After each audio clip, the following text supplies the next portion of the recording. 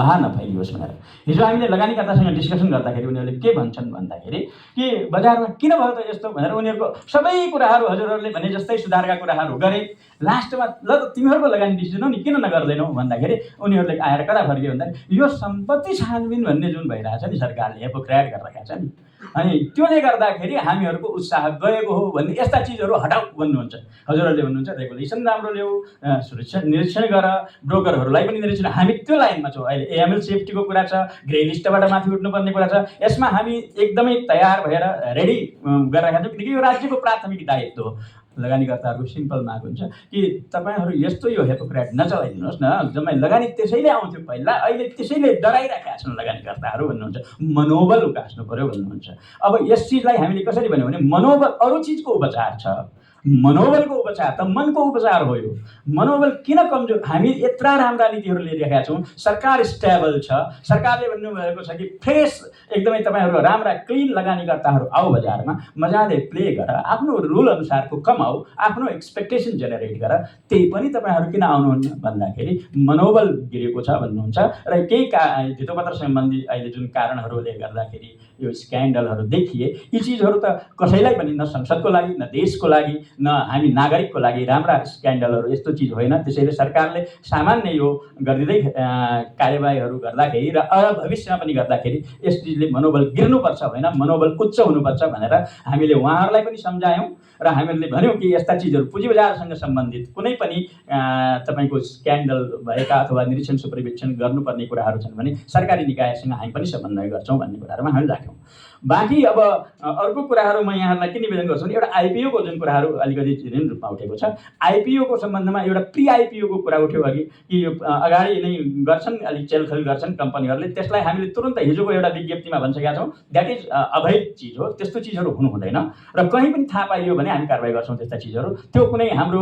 वैधानिक पद्धति अनुसार आएका पैसाहरू होइन, कसैले चलखेल गरे भन्दैमा अब त्यस्तो चिजमा राज्य यदि पस्यो भने फेरि त्यहाँ पनि भन्दैलान् कि सरकारले बढी नीति खुती गरिदियो अनि हाम्रो यो पनि गयो भन्नु होला। एक त्यतातिर जान्छौँ भने हामी दोस्रो कम्पनीहरू, कुनै पनि योग्य कम्पनीहरू, फेरि कर्पोरेट सेक्टरमा हामीले 3 किसिमको मेकानिजम बनाएका छौँ। स्टार्टअपहरूलाई पनि फाइनेन्सिङ दिने प्रविधिको लागि हामीले अहिले योजना लिएका छौँ। अर्को हजुरहरूको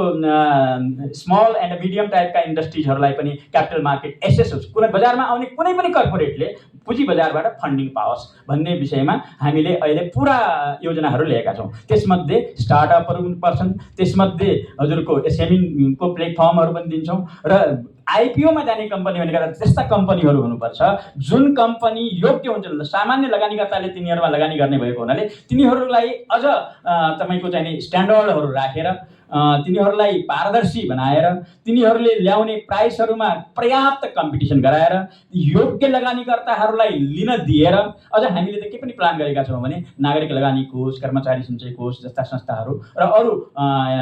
इन्स्टिट्युसनल इन्भेस्टरहरूलाई पनि पर्याप्त तिनीहरूलाई प्राइसिङ, किनकि बजारको उद्देश्य के हो, प्राइस डिस्कभरी मेकानिजम पनि हो हाम्रो। त्यसैले त्यस्ता कम्पनीहरूलाई विशेष ट्रान्सपेरेन्ट मेकानिजमहरू जति गर्नुपर्ने हो इन्टरनेसनल प्र्याक्टिस अनुसार, ओइसिडीको प्र्याक्टिस अनुसार, आइएसको प्रिन्सिपल अनुसार ती सबै प्रोभिजनहरू गराएर मात्रै हामी सर्वसाधारण लगानीकर्ताहरूलाई त्यसमा सेयर लिने वातावरण बनाउँछौँ। त्यो दोस्रो हो। र तेस्रो हामी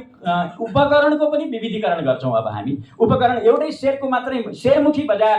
क्यापिटल मार्केटलाई अब ऋणपत्रमुखी बजार, डेरिभेटिभ चाहिँ इन्स्ट्रुमेन्ट्समुखी बजार, अनि हामी कमोडिटी फ्युचर्सहरूको त अब हामीले नियम कानुन बनाइसकेका छौँ, त्यो मुखी बजार र यो सेयरमा मात्रै लगानी गर्नुपर्छ भन्ने बजारबाट मुक्त गराएर धेरै उपकरणहरू हामी अध्ययनको चरणमा भएको हुनाले अलि मानिसज्यूले अलिकति हामीलाई तपाईँहरूले अध्ययन त पटक पटक भन्नुभयो हजुर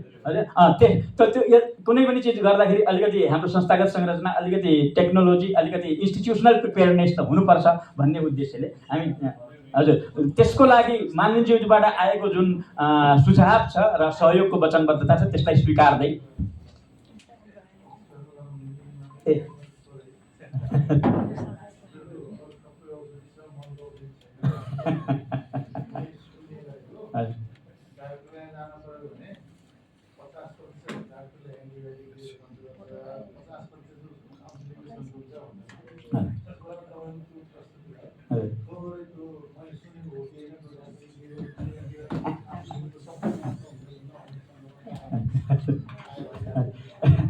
यो प्रसङ्ग मैले यस कारण निकालेको हो कि त्यो सेक्टरमा म आफै काम गर्ने भएको हुनाले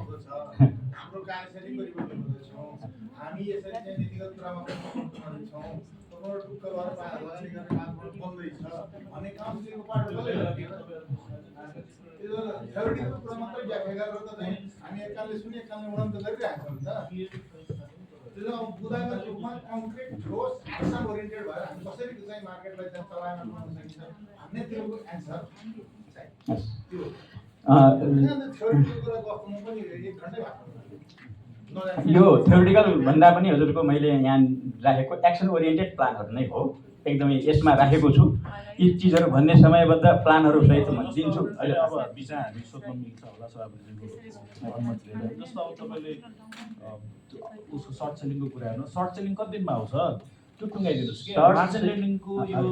मार्जिन लेन्डिङको ऊ चाहिँ कसले गर्ने हो होइन ब्रोकरलाई दिने हो भने ब्रोकरको क्यापिटल बढाउनु पर्ने हो के हो त्यो तपाईँ नयाँ आएपछि त ल